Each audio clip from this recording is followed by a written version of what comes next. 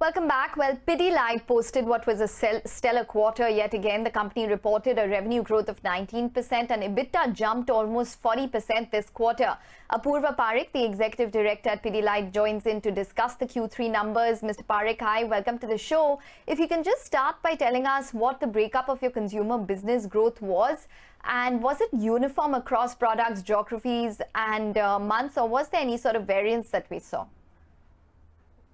Overall, the growth was quite good across most of our products and geographies. It was fairly uniform and the growth was robust across most of our product categories. Well, how significant is the impact of the raw material inflation now? What could the margins be in the next few quarters? Yes, there has been a fairly significant raw material price inflation in some of the key raw materials. However, we do expect our profitability to remain in the range 20 to 24%. Okay, so Mr. Parekh, will you be at the lower end of the guided band or higher? No, that is difficult to say on what part of the range it would be. It would depend on how the raw material cycle is and how robust the demand is. It will depend on both factors, on both the sales growth as well as the raw material cost. So it is difficult to predict, but as a company, we try to target our margin in that band. However, in the current low raw material price scenario, the margin has been much better. Is there a price increase on the cards? We will take pricing action. As I said, our aim is to remain in a particular margin band. And if we believe that the raw material prices has gone up significantly and it will sustain, then we will certainly take pricing action in some of our products. What are your targets for the Araldite revenue? See, we have not set a particular target at this moment, but however, we believe that there is a lot of good revenue and cost synergy of Araldite business, and hence we expect both good sales and profit from this business going forward. Currently, it has been only 2 months, and as we know, as the business gets, as we run this business for a longer period, we will have a better estimate of the growth projection. Okay, let's get to that point then. What kind of synergies have you already realized?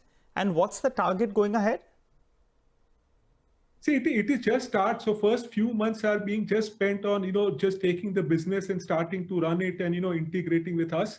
So it will take a bit more time to really get a proper estimate of the revenue and cost synergy. However, Araldite operates in the same segments in which Pidilite operates, very similar sales and distribution network, a lot of customer and end user synergy, and hence, lot of synergy and a lot of both cost saving and revenue growth opportunities will emerge as we move forward. But, I would not like to, give a estimate or a number at this moment. After a few more months, we will have a much better idea.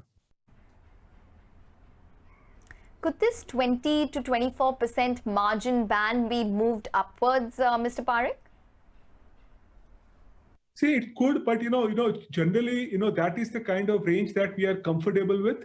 And along with that range, we also want to drive double-digit plus volume growth. So objective is to drive double-digit volume growth while maintaining profitability in this band.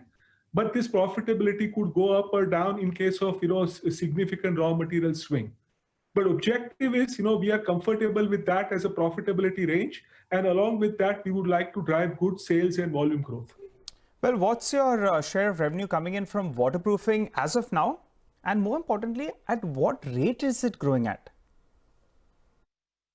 See, waterproofing is an important segment for us, and the growth has been quite robust. The overall growth of waterproofing has been quite good, and it has been better than our overall consumer and bazaar growth in the last quarter.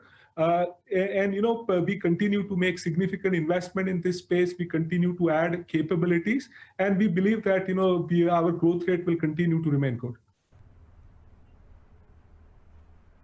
Okay, what's your capex and what are your utilization levels which you're operating at? See, our capacity utilization is very different. As you know, we operate in a number of different product categories. The capacity utilization significantly varies across product categories. And from time to time, we do keep on adding new capacities to meet growth. But overall, our capex is not very significant. It is about, normal capex is about 2 to 3% of our sales. All right, final question then. Is the growth in your B2B vertical sustainable or not? The B2B business had good growth in last quarter. Volume growth was upwards of 10%, more like 13%. And hence, we are cautiously optimistic that this trend continues going forward. But we need to see 1 or 2 more quarters to see whether the demand is stabilizing or there was, a lot of pent-up demand that drove higher growth in this quarter. So I think we need to, give it a little bit more time to get a better estimate of how the growth will be. Okay, all right. Thanks so much, Mr. Parekh, for joining in and giving us all those details. The numbers look good. The stock is under some pressure because of valuations, it appears, but sounding reasonably optimistic about the way ahead. But let's